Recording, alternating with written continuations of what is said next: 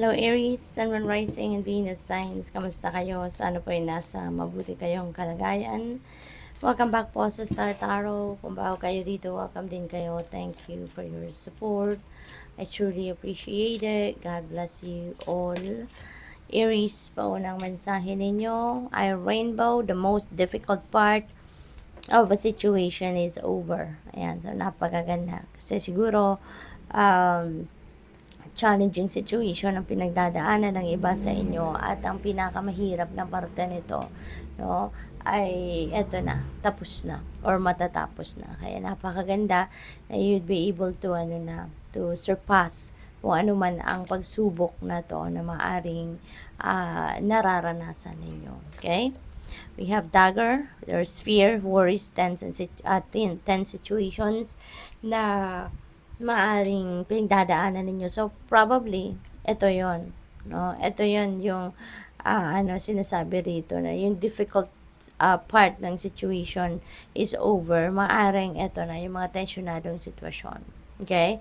So, pwedeng, malalagpasan mo na to, pwedeng mahanap mo na yung solusyon, kaya, makakaano ka na dito, ma-overcome mo na to. So, pwedeng ganun, ano?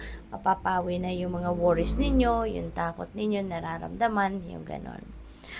We have ring, a marriage will take place, either romantic or business.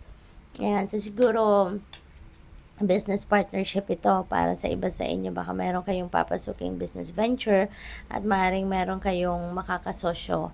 Baka may offer sa inyo of business partnership. For others of you, baka naman romantic marriage ito. No? Baka magpapakasal ng iba sa inyo. Or pwede rin naman na baka kayo ay maiimbitahan, no, sa isang kasalan. So that is also possible kung hindi man kayo ang ikakasal. So, what else? We have Beetle. Wow. Aries, may good fortune, may swerte na paparating sa inyo sa ngayon. At ang swerte na yan, hindi lang yan sa pera, could be in other areas of life din, no? Kaya napakaganda. So, mahalaga na i-align ninyo ang inyong sarili, no? Ang inyong energies.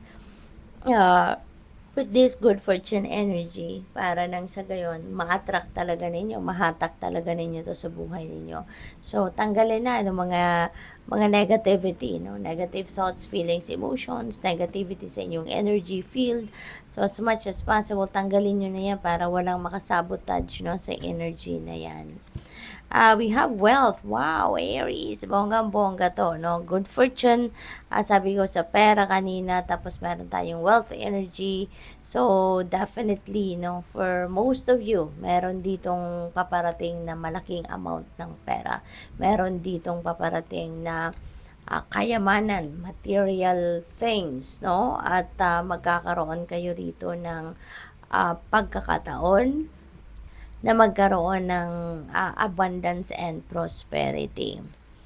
We have mountain, major challenge to overcome. So, probably, ito yun. No? Ito yun, yung energy na to. Pero, since meron tayong rainbow energy, so most likely, ito na, masosolve nyo na to. No? O ano man ito, major challenge na yan, masosolve nyo na. Pwede, no? Pwede na since katabi niya si wealth energy, na magkakasunod sila ni good fortune, pwedeng yung major challenge na to na ma-overcome ninyo is about finances. Maaring merong financial struggles recently na pinagdadaanan ng iba sa inyo, and with this energy and this energy, you know, yun ang makakatulong sa iyo para ma-solve mo na to, malalagpasan mo na yung major challenge na to because of these two energies. So, what else? We have ant. Ayan. So, sa work, may achievement, may success kayong makakamit at maaaring dito rin manggagaling yung inyong kaperahan. Maaaring dito manggagaling yung inyong wealth. No? So, congrats kasi meron kayong pagtatagumpayan na at maaari yung pera na yan ay financial reward for the job well done na ginawa ninyo sa inyong trabaho. What else? We have Cheerfield, someone new is entering your life. Ayan, so someone new, pwedeng, ito kasi ang iba sa inyo magpapakasal na, hindi ba?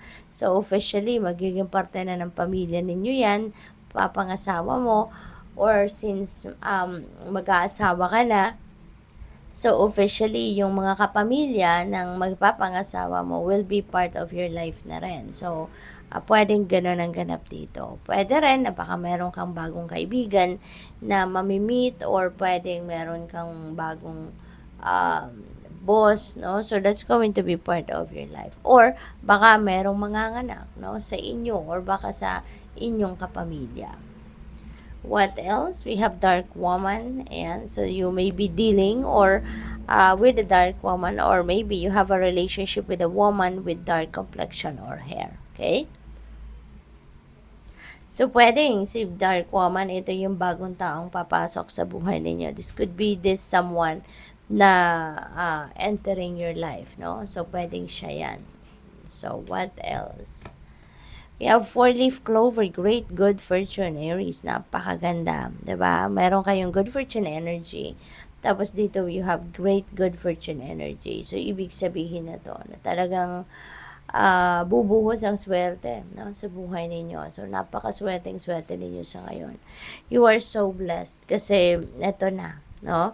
Mababalot kayo dito ng hindi birong swerte. Talagang this is great fortune coming your way. Kaya importante na i-align ninyo yung energies, no, with this para walang makasagabal, no, walang makasabotage sa mga energies na to at talagang siswertehin kayo.